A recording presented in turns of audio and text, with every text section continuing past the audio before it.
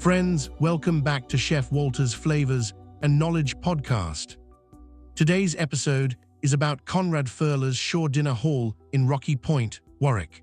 We'll call it the man who fed a million summers. I am your host, Ethan Clark, so let's get started. You can still hear it if you close your eyes and listen carefully. The distant shrieks of laughter from the Comet roller coaster, the tinny calliope music of the carousel, the crash of Atlantic waves on the Rhode Island shore. And beneath it all, a more primal, delicious sound, the clatter of 1,000 plates and the happy, hungry murmur of a crowd. This was the sound of Rocky Point Park in its glory, and at the heart of it, literally and spiritually, was a man named Conrad Ferla and his magnificent Shore Dinner Hall.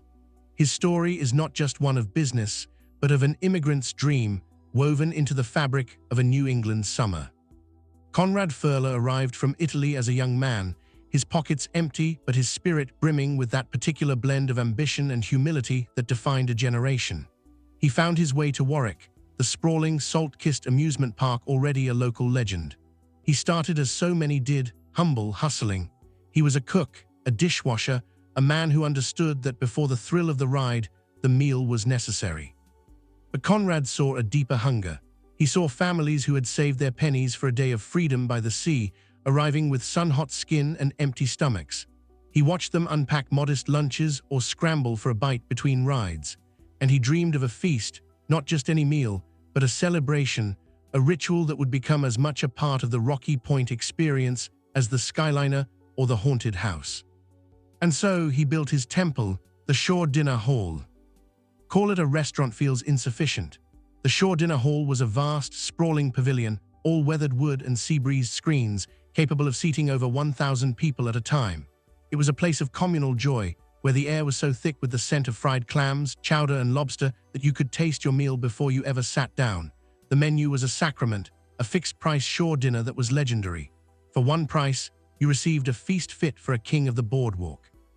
A bowl of creamy, briny Rhode Island clear broth clam chowder.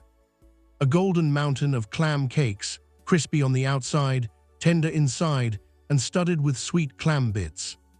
A succulent boiled lobster, served with a side of melted butter and a tiny wooden pick. Corn on the cob, steamed to perfection. A soft, warm roll. It was simple, timeless, and utterly perfect. But Conrad's genius wasn't just in the food, but in the theater of it all. The hall was a symphony of controlled chaos. You'd line up, receive a ticket, and find a spot at a long, picnic-style table next to strangers who felt like old friends by the end of the meal. The swift and smiling waitresses would call out orders in a melodic shorthand. The clatter of trays, the crack of a lobster shell, the collective MMM from a family tasting their first clam cake. This was the music Conrad conducted.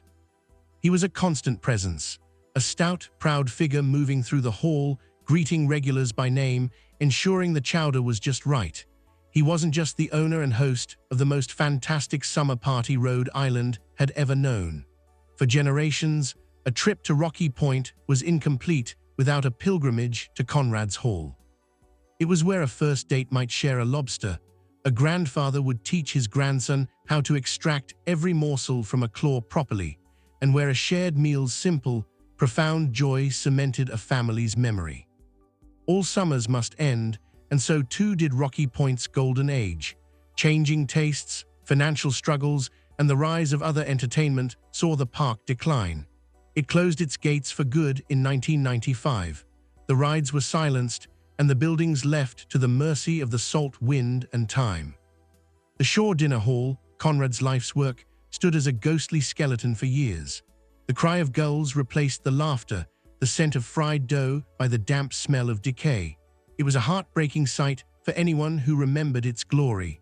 Conrad Ferla passed away in 1999, mercifully spared the full sight of his beloved hall's slow collapse. But here is where the story finds its emotional core, proof that some places are built not just of wood and nail, but of memory and soul. In 2014, the final remnants of the hall were demolished. Yet, in a poignant and powerful act of remembrance, the massive central stone fireplace, the very hearth of the hall, was left standing.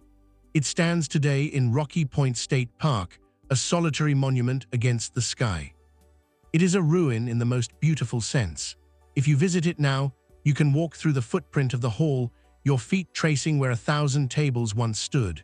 You can place your hand on the cold stones of that fireplace and feel the echo of 1,000,000 warm summers. It is a silent, steadfast tribute to Conrad Ferla's dream. The man is gone, the hall is gone, but the memory of that feast and shared joy is indestructible. Conrad Ferla didn't just sell shore dinners, he served up happiness on a paper plate, and in doing so, he cooked his way into the heart of Rhode Island forever. The fireplace stands as a promise that while amusement parks can close, the warmth we create within them never truly fades away. This is all for this exciting episode. Check back with us on the next round, and when you are in the kitchen, keep your eyes on the fire. Thanks for listening.